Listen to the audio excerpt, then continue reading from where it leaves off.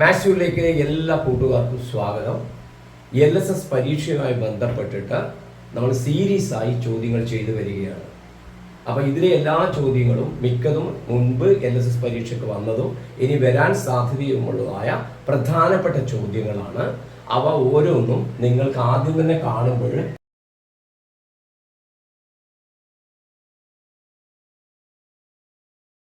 എല്ലാം സ്വയം ചെയ്ത് നിങ്ങൾ പഠിക്കുക. അങ്ങനെ കിട്ടാത്ത ചോദ്യങ്ങൾ വരുമ്പോൾ എല്ലാ ചോദ്യങ്ങളും സ്ക്രീനിൽ ഒന്നിച്ചിട്ട് കാണാൻ കഴിയും. അതിൽ ഉത്തരം കിട്ടാത്ത ചോദ്യങ്ങൾക്ക് വീഡിയോ തുടർന്ന് കണ്ട് കാര്യങ്ങൾ മനസ്സിലാക്കുക. അപ്പോൾ അറിയാത്തത് ഏതെന്നും അവ എങ്ങനെ നമുക്ക് മനസ്സിലാക്കാമെന്നും ഈ വീഡിയോ കാണുന്നതിലൂടെ ഓരോ കുട്ടിക്കും കഴിയുന്നു. ഓക്കെ, ഈ ചാനൽ ആദ്യമായി കാണുന്ന കുട്ടികൾ സബ്സ്ക്രൈബ് ചെയ്യണം എന്ന് അഭ്യർത്ഥിക്കുകയാണ്. നമുക്ക് സമയം കളയാതെ ക്ലാസ്സിലേക്ക് കടക്കാം. അപ്പോൾ ഒന്നാമത്തെ ക്വസ്റ്റ്യൻ നിങ്ങൾക്കിപ്പോൾ അവിടെ കാണുന്നുണ്ട്. എന്താണ് പറഞ്ഞത്? ഇപ്പോൾ സമയം രാവിലെ 8 മണിയാണെന്ന് കരുതുക. 246 മണിക്കൂർ സമയം കഴിഞ്ഞാൽ സമയം എത്രയായിരിക്കും? അപ്പോൾ ഇപ്പോൾ സമയം നമുക്ക് തന്നിട്ടുണ്ട് രാവിലെ 8 മണി. അതിന് നമുക്ക് വേണമെങ്കിൽ 8 AM എന്ന് നമുക്ക് ചുരുക്കി എഴുതാം. 246 മണിക്കൂർ കഴിഞ്ഞാൽ സമയം എത്ര എന്നാണ് ഇംഗ്ലീഷിൽ അവിടെ ചോദ്യമുണ്ട്. 47 അവേഴ്സ് മണിക്കൂറുകൾ കഴിഞ്ഞാൽ എങ്ങനെ കിട്ടും? അപ്പോൾ നിങ്ങളെ സംബന്ധിച്ചിടത്തോളം 2 മണിക്കൂർ കഴിഞ്ഞ സമയം നിങ്ങൾക്കറിയാം. 8 × 2 = 10. 3 മണിക്കൂറായാലും 5 മണിക്കൂറായാലും 6 മണിക്കൂറായാലും നമുക്ക് കണ്ടുപിടിക്കാൻ പറ്റും. അപ്പൊ 246 മണിക്കൂർ കഴിഞ്ഞാൽ എത്ര വലിയ സമയമാണ്. അപ്പോൾ നിങ്ങൾ ടെൻഷൻ അടിക്കേണ്ട ആവശ്യമില്ല. നിങ്ങൾക്കറിയാം ഒരു ദിവസം എന്ന് പറഞ്ഞാൽ 24 മണിക്കൂറാണ്. ഒരു ദിവസം 24. അത് ഓർമ്മയുള്ള കുട്ടിക്ക് ഈ ചോദ്യം വളരെ എളുപ്പമായി. ഒരു ദിവസം 24 മണിക്കൂറാണ്. അപ്പൊ 246 മണിക്കൂർ എന്ന് പറയുമ്പോൾ അതില് 10 ദിവസം വരുമല്ലോ. 10 ദിവസം എത്ര വരും? 10 × 24 240 മണിക്കൂർ പോയി. 10 ദിവസം അങ്ങ് കഴിഞ്ഞു. പിന്നെ അതിൽ ബാക്കി എത്ര വരുന്നത്? 6 മണിക്കൂറാണ് വരുന്നത്. ശ്രദ്ധിക്കണേ, 10 മണിക്കൂർ നമ്മൾ കൺസിഡർ ചെയ്യേ വേണ്ട. ഓക്കെ, 6 മണിക്കൂറാണ് വരുന്നത്. അപ്പൊ 8 മണിക്കൂർ കഴിഞ്ഞ് 8 മണി കഴിഞ്ഞ് 6 മണിക്കൂർ കഴിയുമ്പോൾ സമയം എത്രന്ന് കണ്ടെത്തിയാൽ ഇതിന്റെ ആൻസർ ആയി. ഓക്കെ, 24 മണിക്കൂർ ഒരു ദിവസമായിട്ട്. ഒരു ദിവസത്തിൽ 8 മണി ഇന്നും ഉണ്ട്, നാളെയും രാവിലെ 8 മണിയുണ്ട്, അടുത്ത ദിവസം രാവിലെ 8 മണിയുണ്ട്. അപ്പൊ ഓരോ 24 മണിക്കൂർ കഴിയുമ്പോഴും 8 മണി 8 AM തന്നെ ആയിട്ട് തുടരും. അപ്പൊ 10-24 ദിവസം 10-24 മണിക്കൂർ പോയി. അപ്പൊ ബാക്കി എത്ര വരും? 6 മണിക്കൂർ. അപ്പൊ 8 മണിക്കൂറിന്റെ കൂടെ 8 AM-ന്റെ കൂടെ എത്ര കൂട്ടിയാൽ മതി?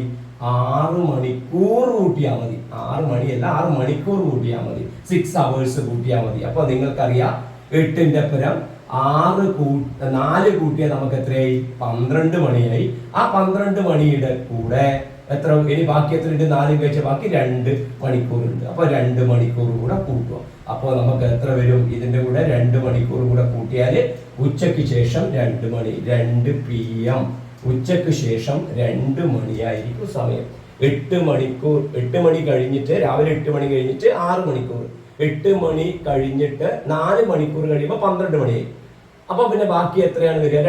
2 മണിക്കൂർ. അപ്പൊ ഉച്ചക്ക് 12 മണി മുതൽ 2 മണിക്കൂർ എടുക്കുമ്പോൾ 2 PM, അല്ലെങ്കിൽ ഉച്ചക്ക് ശേഷം 2 മണിയാണ് സമയം വരിക. 246 മണിക്കൂർ കഴിഞ്ഞാൽ. ഓക്കെ, ഐഡിയ മനസ്സിലായിട്ടുണ്ടാവുമല്ലോ. രണ്ടാമത്തെ ക്വസ്റ്റ്യൻ നോക്കിക്കോ. അതും വളരെ എളുപ്പം നമുക്ക് ചെയ്യാൻ പറ്റുന്നതാണ്. എന്താണ് ആ ക്വസ്റ്റ്യനിൽ പറഞ്ഞത്? The total age of 8 people in a family is 120. But what is the total age 5 years ago? അവിടെ ഇംഗ്ലീഷിൽ ഞാൻ വായിച്ചാൽ അവിടെ മലയാളം ക്വസ്റ്റ്യൻ അവിടെയുണ്ട്.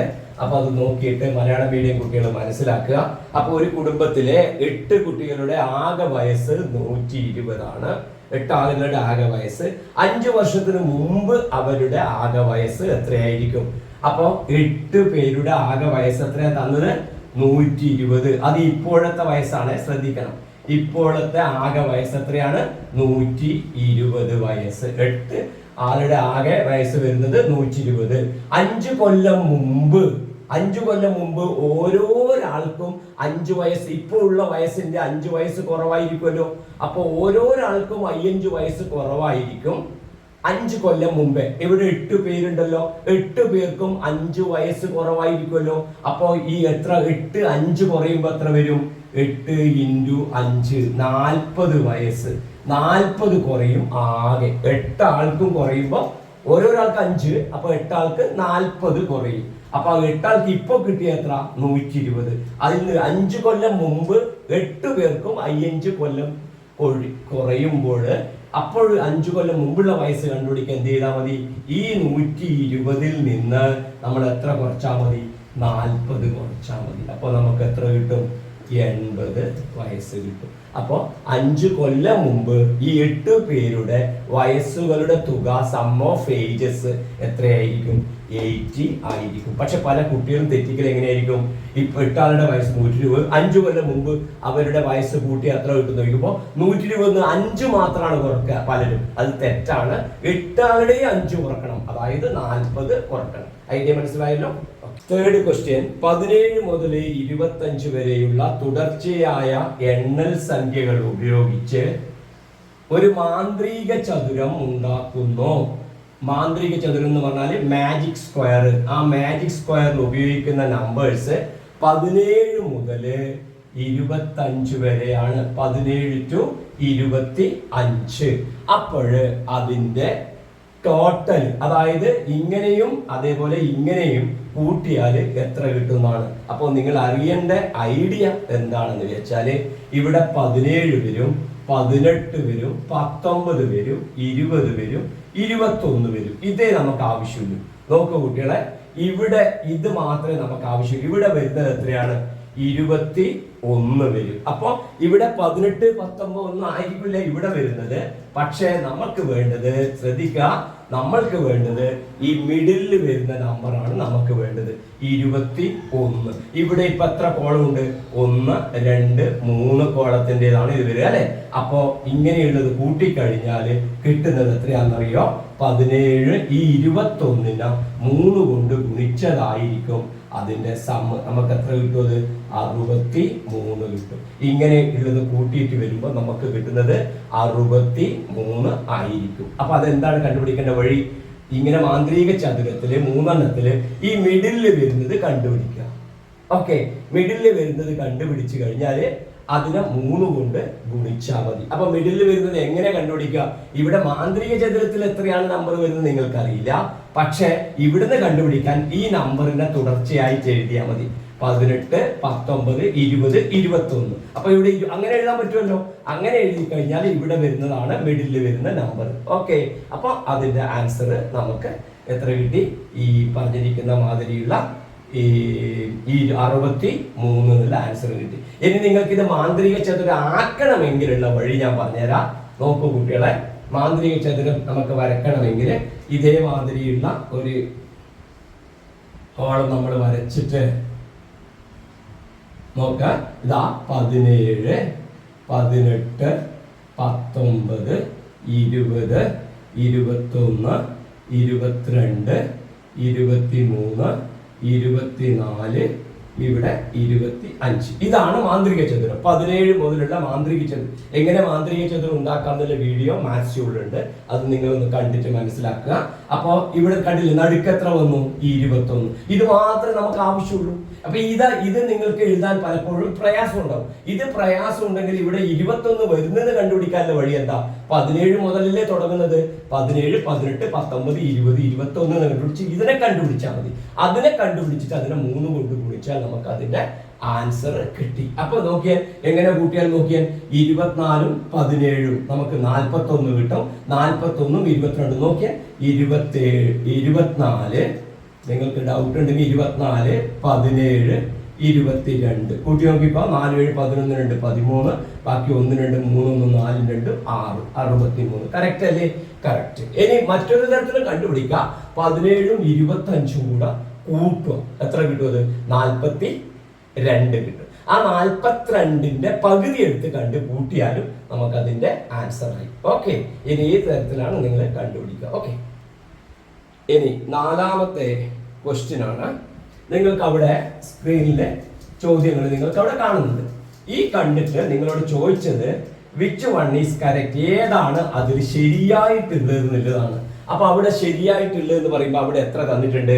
3458 എത്ര കൊണ്ട് ഗുണിച്ചിട്ടുണ്ട്? 8 കൊണ്ട് ഗുണിച്ചിട്ട് അവസാനം 27,666 വന്നിട്ടുണ്ട്. ഇത് തെറ്റാന്ന് നമുക്ക് ഉറപ്പിച്ച് പറയാം. എന്തുകൊണ്ട്? നോക്കിയേ, 8നെ 8 കൊണ്ട് ഗുണിച്ചാൽ എത്രയാ കിട്ടുക? 64ന്റെ 4 വരിക. 8 8 64 എന്നല്ലേ വരിക. അവസാനം എത്രയാ വരേണ്ടത്? 4 വരേണ്ടത്. പക്ഷെ ഇവിടെ എത്രയായില്? 6. അപ്പൊ ആൻസർ തെറ്റാണ്. രണ്ടാമത്തേലോ നോക്കിയാൽ 5875 9 കൊണ്ടാ ഗുണിക്കുന്നത്. അപ്പൊ ഏറ്റവും അവസാനം 5 വരുന്നത്. 5നെ 9 കൊണ്ട് ഗുണിച്ചാൽ എത്ര കിട്ടുക? നമുക്ക് 45. 45ന്റെ 5 വരിക. അവിടെ എത്രയാണ് വന്നിട്ടുള്ളത്? 2. അപ്പൊ രണ്ടാമത്തെ ഉത്തരവും തെറ്റാണ്. രണ്ടാമത്തെ ഉത്തരം കണ്ടില്ലെങ്കിൽ രണ്ടാമത്തെ ഉത്തരം 52,872. അപ്പൊ ആ ഉത്തരവ് നമുക്ക് അവിടെ തെറ്റാണെന്ന് കണ്ടുപിടിക്കാൻ പറ്റും. മൂന്നാമത്തെ നോക്കിയാൽ 73,52 7 കൊണ്ട് ഗുണിച്ചു. അപ്പൊ 73,52 7 കൊണ്ടാണ് ഗുണിക്കുന്നത് അല്ലെ. 7 2 14. 4 വരുന്നത്. അപ്പൊ അതിന്റെ അവസാനം എത്ര വരുന്നുണ്ട്? 4 വരുന്നുണ്ട്. 514 64 ഇതിലെ ഉത്തരാണ് വരുന്നത്. 514 എന്ന് പറഞ്ഞ ഉത്തരം അത് വരുന്നുണ്ട്. ഇനി നിങ്ങൾക്ക് ഒരു ഡൗട്ട് വരും, ഇനി അടുത്തതിൽ വരുമോന്ന്. അടുത്തത് നോക്കിയാൽ നിങ്ങൾ 64,23 6 കൊണ്ട് മൾട്ടിപ്ലൈ 6 3 18 വരേണ്ടത്. 8ന് പകരം അവിടെ തന്നത് എത്രയാണ്? 6 അവസാനം തന്നില്ല അല്ലെ. 68 36 എന്നല്ലേ തന്നത്. 38 536 തന്നത്. 38 536 തന്നത്. ഇവിടെ 6 ഉള്ളത്. പക്ഷെ കിട്ടുന്നത് എത്രയാണ്? 8. അപ്പൊ ഈ ഉത്തരമല്ല. അപ്പൊ ഏതാണ്?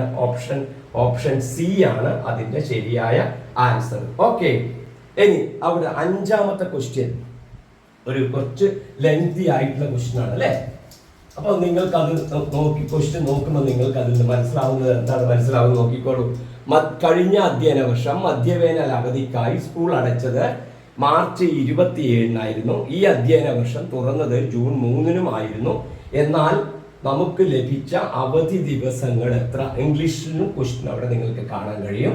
അപ്പൊ സ്കൂൾ അടച്ചത് എപ്പോഴാണ്? മാർച്ച് 27-നാണ്. അപ്പൊ നമ്മൾക്ക് വേണ്ടത് എന്താണ്? ഹോളിഡേയ്സ്, എത്ര അവധി ദിവസങ്ങൾ ഉള്ളത് എന്നാണ് ഇവിടെ. അപ്പോൾ സ്കൂൾ ക്ലോസ് ചെയ്യുന്നത് ഏത് ദിവസം? സ്കൂൾ ക്ലോസ് ചെയ്യുന്നത് മാർച്ച് 27-നാണ്. ശ്രദ്ധിക്കണേ, മാർച്ച് 27-നാണ് ക്ലോസ് ചെയ്യുന്നത്. മാർച്ച് 27. അപ്പൊ മാർച്ച് 27-ന് ക്ലോസ് ചെയ്യുമ്പോൾ അന്ന് കുട്ടികളെല്ലാം സ്കൂളിൽ പോയിരുന്നു. അപ്പൊ അന്ന് അവധി ദിവസം അല്ല. അപ്പൊ അവധി ദിവസം തുടങ്ങുന്നത് എപ്പോഴാ? 28 മുതലാണ്. ഹോളിഡേ തുടങ്ങുന്നത് എപ്പം മുതലാണ്? അവധി ഹോളിഡേ എന്ന് പറഞ്ഞാല് അവധി ദിവസം തുടങ്ങുന്നത് എപ്പോഴാണ്? മാർച്ച് 28. മാർച്ച് 28. അപ്പൊ മാർച്ച് 28-ൽ എത്ര ദിവസം ഉണ്ട് നോക്കിയാൽ നിങ്ങൾ. മാർച്ച് 28 നമുക്ക് അവധിയാണ്. 29 അവധിയാണ്. 30 അവധിയാണ്. 31 അവധിയാണ്. പിന്നെ സ്കൂൾ തുറക്കുന്നത് എപ്പോഴാ? ജൂൺ 3-നാണ് സ്കൂൾ തുറക്കുന്നത്. അപ്പൊ ഏപ്രിൽ ഫുൾ അവധിയാണ്. ഏപ്രിൽ ഫുൾ അവധി. ഏപ്രിൽ എത്ര ദിവസമുണ്ട്? 30 ദിവസമുണ്ട്. 30 ദിവസമാണ്.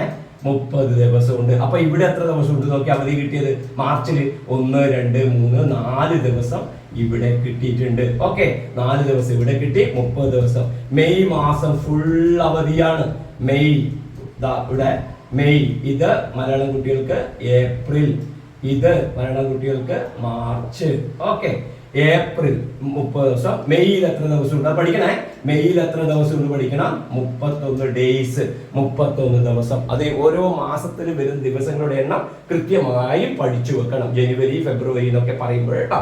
ഓക്കെ, അപ്പൊ എപ്പോഴാണ് തുറക്കുന്നത്? മെയ് കഴിഞ്ഞ് ജൂണിലാണ് തുറക്കുന്നത്. ജൂൺ മാസം നോക്കൂ കുട്ടികളെ, ജൂൺ മാസം തുറക്കുന്നത് എപ്പോഴാണ്? ജൂൺ 3-നാണ് തുറക്കുന്നത്. 3-ന് നിങ്ങൾ സ്കൂളിൽ പോകണമല്ലോ. അപ്പൊ അവധി നിങ്ങൾക്ക് അപ്പൊ എത്ര വരെ ആയിരിക്കും? 2 ദിവസം. അതേതെല്ലാം? ജൂൺ 1-ഉം ജൂൺ 2-ഉം അവധി ദിവസം. അപ്പൊ ആകെ എത്ര വരുന്നു നോക്കിയാൽ. അപ്പൊ ഈ 1 2 എന്ന് പറയുമ്പോ എത്ര ദിവസം? 2 ദിവസം. ഇവിടെ ജൂണില് 2 ദിവസം. അപ്പൊ ടോട്ടൽ എത്ര ദിവസം വന്ന് നോക്കിയാൽ നിങ്ങൾ. ഇവിടെ മാർച്ചിൽ വന്നത് 4, ഏപ്രിലിൽ വന്നത് ശ്രദ്ധിക്കണേ 30, മെയ്യിൽ വന്നത് 31, ജൂണിൽ വന്നത് 2 ദിവസം. കൂട്ടി നോക്ക്. 2 1 3, 3 0 3 4 7, 3 3 6. അപ്പൊ എത്ര ദിവസം അവധി? 67 ദിവസം അവധി. ഹോളിഡേയ്സ്, നമ്പർ ഓഫ് ഹോളിഡേയ്സ് നമുക്ക് ചോദിച്ചാൽ നമുക്ക് എത്ര കിട്ടി? ഇപ്പൊ 67 ദിവസം കിട്ടി. അവധി ദിവസം 67. ശ്രദ്ധിക്കണം കുട്ടികളെ. കുട്ടികൾ പലപ്പോഴും തെറ്റിക്കൽ എങ്ങനെയാണെന്നറിയോ? മാർച്ച് 27 ക്ലോസ് ചെയ്തു, അടച്ചു എന്ന് പറയുമ്പോൾ നിങ്ങൾ 27 അടക്കമുള്ള ദിവസം കൂട്ടും. തെറ്റും. 28 മുതലുള്ള ദിവസം. ജൂൺ 3 തുറന്നു എന്ന് പറയുമ്പോൾ സ്കൂൾ അടച്ചത് ജൂൺ 1 2 2 തീയതികളിലാണ്. അതായത് ജൂണിലുള്ള ദിവസം എത്ര? 2 ദിവസം. ഓക്കെ. അപ്പൊ മാർച്ചും ഏപ്രിലും മെയ്യും നിങ്ങൾക്ക് കൃത്യമായി കിട്ടും. അപ്പൊ എല്ലാം കൂടെ അവസാനം കൂട്ടി നോക്കി അതിന്റെ ആൻസർ ആയി. ഈ ചോദ്യം നിങ്ങൾക്ക് ഇഷ്ടപ്പെട്ടിട്ടുണ്ടാവുമെന്ന് കരുതുകയാണ്. ഇതിൽ പ്രയാസമുള്ളത് ഒന്നുകൂടെ കണ്ടിട്ട് കൃത്യമായി മനസ്സിലാക്കി വെക്കുക. ഓക്കെ. ഈ വീഡിയോ ഇഷ്ടമായ ലൈക്ക് ചെയ്യാനും ഷെയർ ചെയ്യാനും വേണ്ടി കാണിക്കരുത്. നമുക്ക് പുതിയ ചോദ്യങ്ങളുമായി വീണ്ടും കാണാം. ബൈ.